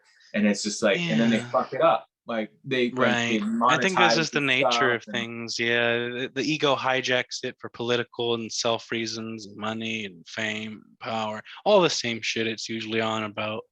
And I don't see a way around it other than a fresh supply of living sages who can say, "I didn't say that. That's not right. Nope, get out. Nope, not you. Nope, you can't run shit because you're not." Yeah, it's that simple. I mean, there's a fresh supply of living. There's always living sages, it seems. And I don't think that there's more and more of them. I think that there's just more connection interpersonally now. The internet, yeah. Like I don't think there's more awakened humans per city now. I just think that because we're more connected, it seems like there's more. That's people. Really fascinating. And then so I don't think that we're having a great awakening. You know? Yeah, I don't think, and I get this question a lot, or I used to anyway. Well, we're on the verge of some global awakening. No, I don't think so. No. Well, isn't it more than there was? No, I don't think so. Yeah. I don't. Yeah. I do think crisis causes people to go inward more. But I don't think that there is literally a waking up, unless you consider that an awakening, kind of like, like for instance, like, people are, because of the thing that's happening. I don't want to say the word because the algorithm and stuff, but like what's going on in the world, a lot of people are like, oh, I want to get married now, or something. Like they see what's more important to them, or they realize like what they want to do. On a relative level, maybe that's what they mean by awakening, because most of the people that talk about it don't know what it is. They're just that could be. Maybe they just mean like, because some people, it used to blow my mind, but I'd meet some people that are like, okay, I just became a seeker, and they're like in their 30s or 40s, and you're like, I don't know how to respond. Like, you just became a seeker, okay? Like, they're like, yeah, when did you become a seeker? And I'm like, I don't know, birth. I don't know how to answer that without being cocky, right? Like, it's true. Born, I don't know what to say. Like 8, I don't know. Yeah, and you don't want to ruin it for them either. Yeah, like that's the thing. And also, like, I wonder this too. Like, what is the need for like for all of us? Anyone that's like experienced this, some people don't talk about it. Like, it's just like, and they go about like chopping wood and carrying water. Nobody ever knows. And that's why I realized, two Zen masters don't need to say a word when they meet each other, because just by their silence, just by how they do something, their grace, like how graceful they are in their body, and like how the beauty that they see. And they don't have to say a word, and I'm like, oh, I get that.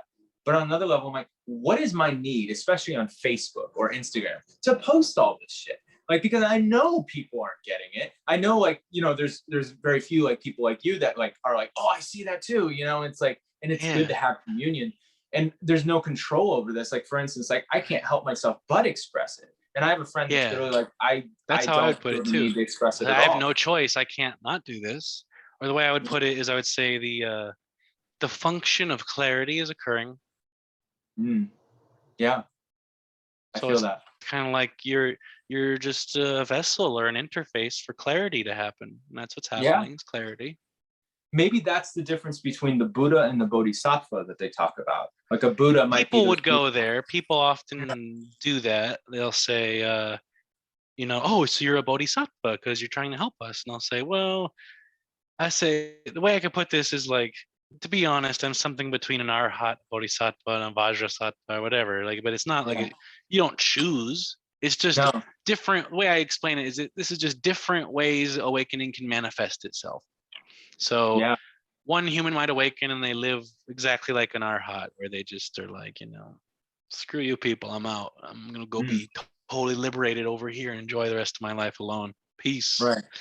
And then you have the Bodhisattva, which is like, like a Jesus, talking to people, trying to get them to wake up, through the heart and everything. The Vajrasattva, which is like a tantric bodhisattva, where there's transmissions of energy, and there's, I don't know about techniques. It's the same general stuff, it's just the tantric version of bodhisattva, the more energetic and kind of I don't know how to explain that, but it's not a choice. I'll say I didn't choose, like, okay, do I become an Arhat or a bodhisattva? Oh, I'll be the compassionate guy. No, I'm the villain. I'm the bad guy. Not it's really, but if we're like, people always like, oh, I'm the hero. Okay, I'm the bad guy. It's more fun anyway. I just like inhabiting that role because they don't expect it. Like, oh, like it shows you something about judgment. Like, oh, you're a hero of compassion. Like, no, I'm the villain. I'm shocked you're not running. Like, run. Yeah. Like, I'm wearing a black T-shirt for a reason, bud. Like, this is like the cowboy with the black hat. Who'd you think I was? I like just playing with their judgments and their. Well, that's very Zen-like. Their projections. Like Rinzai Zen or something. Like exactly right. Oh, nothing there. Yeah, it's exactly that's my flavor of Zen is Rinzai, and the best way to explain Rinzai is it's like Zen for angry boys. It's like it's Zen for angry rogue types, if you will. Wow.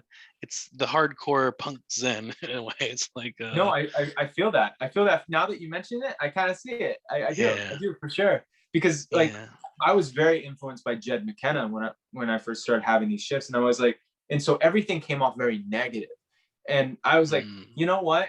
Like, someone needs, like, that's why I love him so much. Like, as far, like, I wish I could meet the man, like, in person and just say thank you.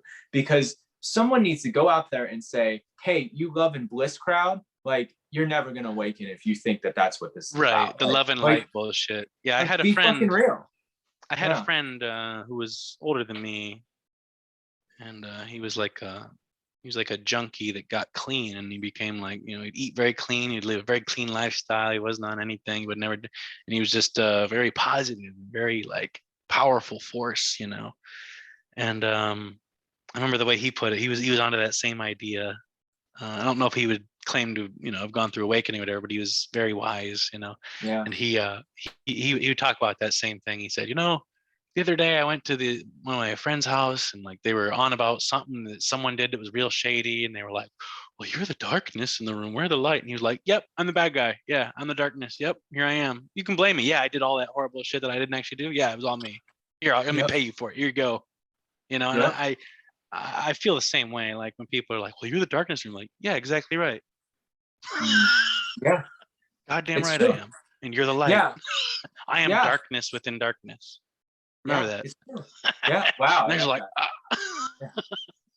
no, I'm the love and light. Yeah, you're the love and light. I'm darkness within darkness. Remember that. Yeah. Another way to say is like darkness comes first. So like God, everyone's like, oh, God is light. No, God is darkness. Darkness is there before light. And you can say, Tao, it says that I am darkness within darkness. Talking. Does it really? Oh, I didn't know. That's what it's from. It's from the Tao Te Ching, but people don't know that. But yeah. But the way I would put it is, light can be so bright that it's blinding. Darkness can be so dark that it's blinding. This clarity, however, it's like, to me, God is like this, like non-existence or clarity or empty. It's like, what's allowing you to see this right now isn't light or darkness, but the clarity through which you see. So to me, that's another way I would put that is people go, well, they always talk about things in terms of gold. And I say, well, gold is shit to the diamond. I'll say, well, silence is golden. And I'll say, yeah, silence is golden, and golden is shit to the diamond. Like forced, contrived, like, oh, I'm trying to be silent now. It's like I go into moments of silent transmission, sure, all the time. But I don't force it. Like, oh, okay, now I'm gonna be quiet to really show them how quiet I can be. That's not how it happens. And if you did do that, it would just be the ego. It's the same thing as the ego rambling on about itself, really. Yeah. Forced silence isn't eloquent. What do you think about Shakti-Pat? Like, what's your view on it? So when I talk to people, I seem to spontaneously emit or spark off some subtle form of subconscious, spontaneous Shakti-Pat through the voice or the gestures or whatever. I'm not aware of, I've never tried really to like consciously just bzz. Right. I know Jan claims he does that, and I've talked to him about it before. And it's certainly possible that people do this. I just don't know how helpful it is, because even if I secretly had the ability to do this right now to a seeker, the way I would explain it to them, I say, listen, even if I could do this, and I don't know if I can or not, but if I could, I still don't know if I would. And the reason for that, because if I do, likely all it's going to do is it's going to give you a glimpse of the non-dual state. You're going to be blissed out. Then you're going to come back. Wow. And that could be very, very good, very helpful. It could be very, very frustrating. Because now you got it and lost it again. Right. Yeah, you got it again and you lost it again. Yeah. Do you really want that? If I do have the ability to do that right, do you really want that? It's not going to end your suffering. It's just going to give you a little glimpse. You sure you want this? Yeah. It could backfire. And so even if I could do that, I don't know if I should or not. Right. And so I kind of meet it halfway. I probably could do that if I really, you know what I mean? If I really looked into it and, you know what I mean? Really mastered how to do it, I really probably could. I'm the type that could do that. Yes. Should I? Oh, maybe not. So what I do is it spontaneously sparks off a little bit, just a little bit. It's real subtle. Maybe it's not even detected. But sometimes after I talk to people, they go, I was blissed out for hours or minutes or days after I talk to you. And I don't know if it's just the content. Like they say that there's an energetic transmission of some kind. They could feel the energy moving in their body and things like that. And it's like, I don't claim to consciously do Shakti-Pat, and yet I do feel that there's a background, subtle, spontaneous kind of sparking effect that in no way requires physical proximity, that is entirely non-local and is not watered down whatsoever by distance, for example. And I feel like I love your explanation. Like, that's cool. I wasn't expecting you to use that kind of term, like the way you described it, but I can totally see it that way. It reminds me of Adyashanti saying in a similar video, like, look, I can ramp this up. But he's like, I've learned not to do it. Exactly. And I think he's right, because Sadhguru says something similar. He goes, you might notice the air crackling with energy around me. That's what Sadhguru is saying. He's like, yeah, I know what you mean. Yeah. And he's right. I kind of, Sadhguru and Adyashanti and what Jan does and things like, I did. I'm one of that type, householder Shakti master, if you will. Yeah. Well, I've also to be so bold. I've also thought, is it the power of projection? Like, for instance, if I want Shakti-Pat off of you, my mind will project. It's so powerful because it's the mind of God. Yeah, that's part of it. Onto you, like, will that happen? And then all of a sudden, like, you might not be doing anything. It's just or maybe the power of suggestion. You might say, okay, I'm going to do it. It's all that. And my mind creates that reality. It's not just that, but that's a big chunk of it. Yeah. So that too is happening, and so is literal Shakti-Pat. Like, that's interesting. Actually, so you're combining both. That's an interesting way of looking at it as well. Like it's all those things rolled into one. Like if you and all those things are connected.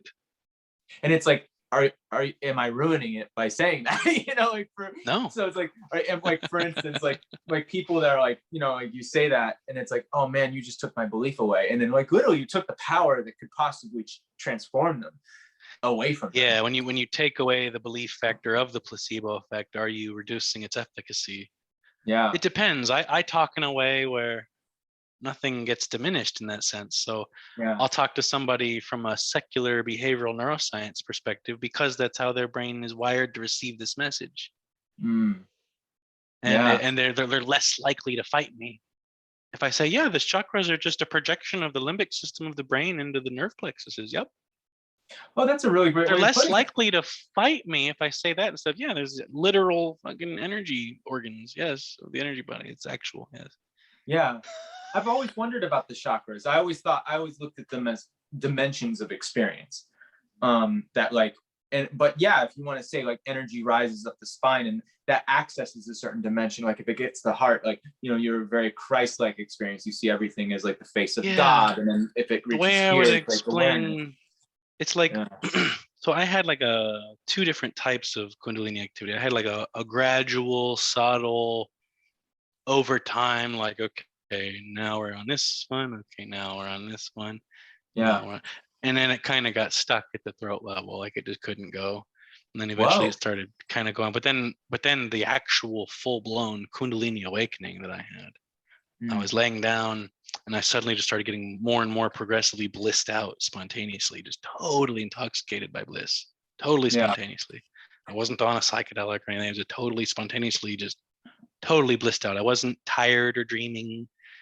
I was just reclining and sinking into enjoyment and bliss. And what happened was I was 24 and my breath spontaneously changed. Like we were talking about spontaneous asanas and mudras and things and phonemes. First, what happened is my back just kind of started wiggling, and it's like kind of spine, kind of like snake movements in a way. And then my breath changed spontaneously to what now I know is called ocean breath or cobra breath. Ooh.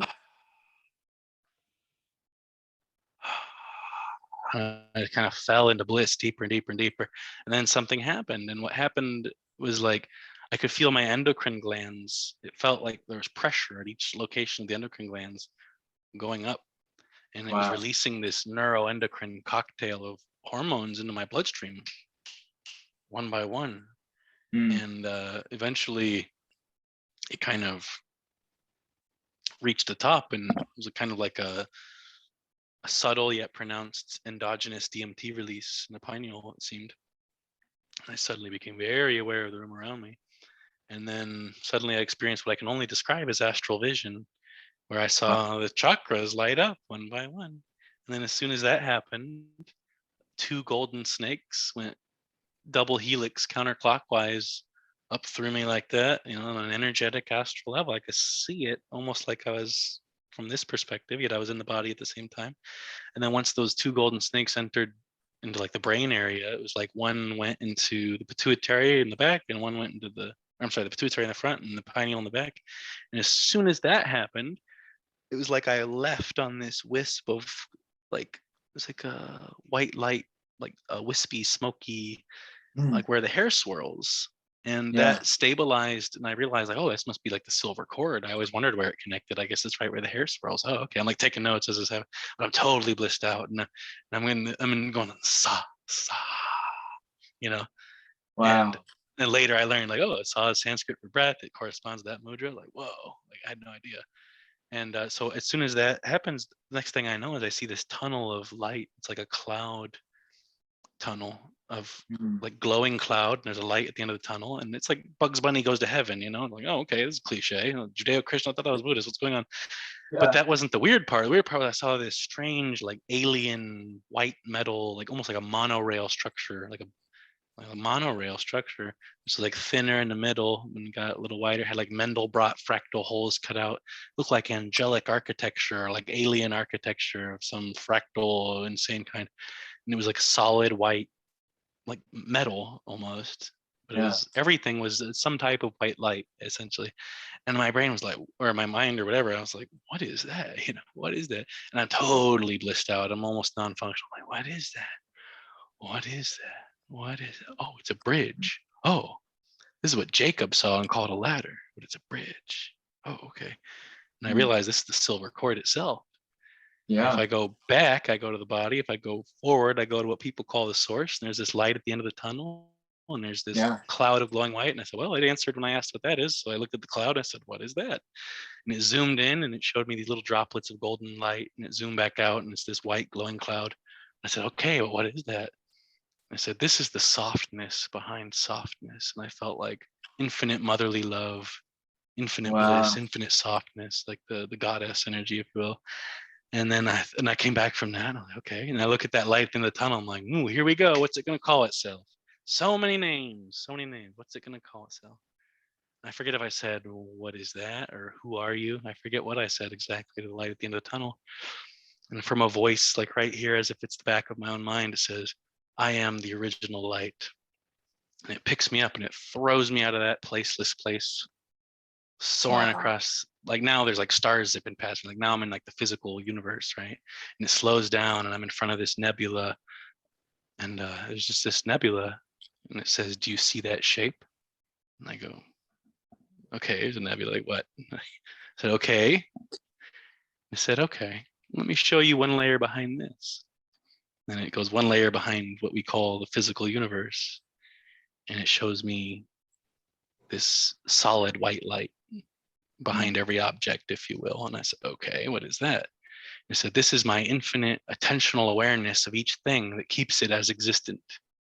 I said, wow. I said, okay. And they said, okay, now let me show you one layer behind this. I said, Jesus, keeps going. And it showed me like this spongy fractal kind of like cobweb fractal, I don't know how to put it, like this golden, soft golden light, a spongy fractal skeleton of the universe, if you will. And it looked like the Eiffel Tower times a million in its opulence. I don't know how to put it, but it kind of bent into it, like, you know what I mean? Like, yeah. And I said, okay, what is that? And it was just showing me like that's the underlying fabric. And then it kind of showed me all of that throughout what I can only describe as an infinite universe. And my mind just couldn't. And I came back. Whoa. But the whole, and then I was back and everything was normal. But the whole time this was happening, I was fully in the body, fully aware of the room around me, fully aware of the body, fully more aware than I am right now. And also fully aware of being in this seemingly other dimension, this astral realm, if you will, is the only way I can describe it. Yeah. I know this is extremely contradictory to all this pure non-duality stuff I go on about and have a career in now. But oh well. yeah, dude. I mean, it's both. Yeah, like, dude, thank you for laying all that out. That is gorgeous. Like, I mean, I'm mind blown by what you said, and when it revealed itself as the intentionality of all. Well, I forget what you said, but it was big. The infinite attentional awareness. So it's like the infinite intentional. The fact it's just by, it's like a daydream. It's like God's daydream. It's like the fact that like God's thinking about this right now. It's why it seems real to us. It's true. It's the best way I can explain it. It's not quite how I'd put it now, but you know what I mean? Like, that's the thing. This is impossible to talk about without contradicting infinitely. I always say. So I just talk from my own experience and I say, fuck it. Either resonates or it doesn't. I don't care. Here it is. Yeah. I mean, I say something similar, which is like, all is an appearance in the mind of God. You know, it's just, they're real within the dream, but like they're not real. Ultimate Tony Parsons, real and unreal. You know, it's just like I was a singer songwriter guitarist as a seeker, and I wrote over 70 songs. When I was about 15 or 16, I recorded the first one, and it was called God's Daydream. I love so this kind of flavor or message is apparently, it's like kind of always been there, you know. It's just kind of repackages over time. Wow. That's fantastic. Like it's interesting because I've been the Kundalini is a very real thing, because I've had experiences with it before. Like if I was doing transmissions with Yan, I noticed that if I went to sleep that night, like there's activity going, like you can't go to sleep very well. You know, there's activity going all through the spine. It's a real thing, and definitely at the top of the head. And it's the crown is key to it all. And I used to do this kriya called it's derived from Agni Sat kriya. It's called Ananda Mandala, and it's on YouTube. Anyone can do it. And I've had really far out experiences with that. And what's crazy about it is I once had this one time where I did, like, it was like I had like green rings. Like it was like I don't know how to explain it. It's like I penetrated, like you said, like kind of something. I penetrated something, and like it was like rings. It was almost like alien, like extraterrestrial, like being teleported or something. Like rings of energy were just. And I got. And the problem is because I wasn't firm in my faith of courage of life, that like that the body wasn't just going to give up life right now. I mean, die. It's hard. I've had like almost like conscious astral projection experiences, like as I'm falling asleep, where like the body starts vibrating, not physically, but like the energy is so intense you feel like this might kill me if I let it happen. So I could never let it happen. And so I always had done preparation work to do conscious astral projection. It never worked, because I would get to that level and the fear just, it doesn't let you, because you enter this type of sleep paralysis, you know. And it gets kind of scary because you're half asleep physically when you're primed for that. And so I could never. But then later on, I had those two spontaneous astral experiences that were very blissful and very spontaneous. And And as far as rings, when I meditate, which isn't very often, but ever since I was about 16, the Kundalini kind of came online or activated and was fully awakened by 24. Every time I meditate since about age 16, I see what Yogananda calls the spiritual eye. So I see this circle of indigo blue, which is very vibrant astral color. It's not like indigo here, which is very dark. It's like cobalt in sunlight is the closest I can explain. And then I would see these soft rings of silvery golden light. He talks about a gold ring around it. Well, for me, it would start that way, but then it would it was almost like I'm going down a tunnel, and it would be one after another. It's about that pace. Yeah. And there's this soft silvery golden light. The only thing and then beyond that, he says there's a white star in the middle. I've never seen that. I don't know. But I did see that white diamond, and I wondered, like, is that connected to the white star he's talking about? Because every time I meditate, I can see that. If I settle the mind and enter that state, I see the blue circle and the rings, but I've never seen the white star he's talking about. He says you have to go through it. But I feel like that diamond I saw is that gold star he's talking about. I feel like that goes up and down the silver cord. Yeah. That's the... Muji said something interesting about the white star, and he just kind of boohooed it. He was like, who cares about the white star? Who's aware of the white star? Like, go there. And it was like, and then I hear, someone like Jan who's like, no, like, that's like, go into the white star. Like, it's really profound, So it's kind of like someone's missing something here. Like, I didn't know Muji or Jan even talked about that. That's really interesting to me. Yeah, I like both of them. So Muji has a couple of videos about the Kundalini, and he's kind of like, really? He's like, well, who's aware of it? That's the ultimate truth. And like, in a certain sense, he's right, but it's fucking profound. Like, it's just like, did you ever see? Yeah, it is. Muji kind of scoffs at it, and I think it's appropriate because awakening is beyond that. But I don't like to negate it either. If someone's looking for that, I can put it in context for them. And I thought it was funny because there was this like early 20-something kind of yuppie, uppity girl that came to one of his satsangs. She's like, well, I've experienced a Kundalini awakening, blah, blah, blah. Like, it was credentials.